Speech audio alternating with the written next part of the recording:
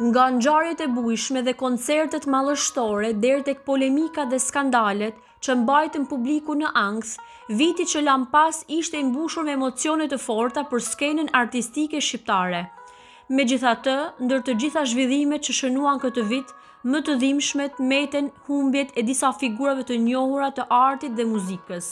Ky vit na rikujtoi se jeta artistike nuk është vetëm spektakël dhe dritë skenash, por edhe përballje me humbje të mëdha që lën boshllëqe të thella në kulturën tonë. Figura të dashura për publikun shqiptar si Enver Petrovci, Shpat Kasapi dhe Shemsi Krasniqi u ndan nga jeta gjatë vitit të kaluar. Secili prej tyre la pas një trashëgimi të pasur artistike, duke kontribuar në mënyra të ndryshme në muzikë, teatr dhe ekran, dhe duke ndikuar ndjeshëm në formësimin e skenës kulturore shqiptare.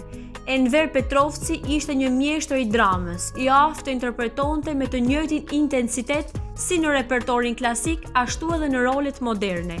Ai la gjithmonë një gjurmë të fuqishme të publiku dhe kritikët, fal profesionalizmit dhe përkushtimit të tij ndaj artit.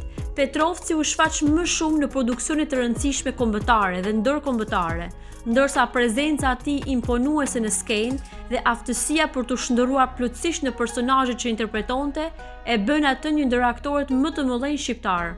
Humbja e tij përbën një goditje të rëndë për teatrin, ekranin dhe kulturën shqiptare në tërësi.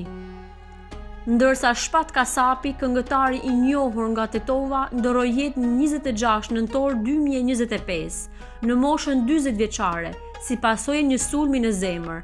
Ai ndodhej në Itali së bashku me partneren e tij Selvia Jao dhe djalin e tyre Roel, kur vdekja papritur tronditi familjen, fanca dhe gjithë komunitetin muzikor. Karriera e tij nisi që në adoleshencë dhe u karakterizua nga një stil i veçantë interpretimi, ndërthurja elemente modern dhe forca emocionale që transmetonte në çdo këngë. Shemsi Krasniqi, i njohur për publikun si Shemi, këngëtari i grupit legjendar Ilirët, u nda nga jeta 22 dhjetor në moshën 64 vjeçare. Ai u gjet pa shenja jete në banesën e tij në Prishtinë, ndërsa raportimet bën të ditur se shkaku i vdekjes ishte një sulm në zemër.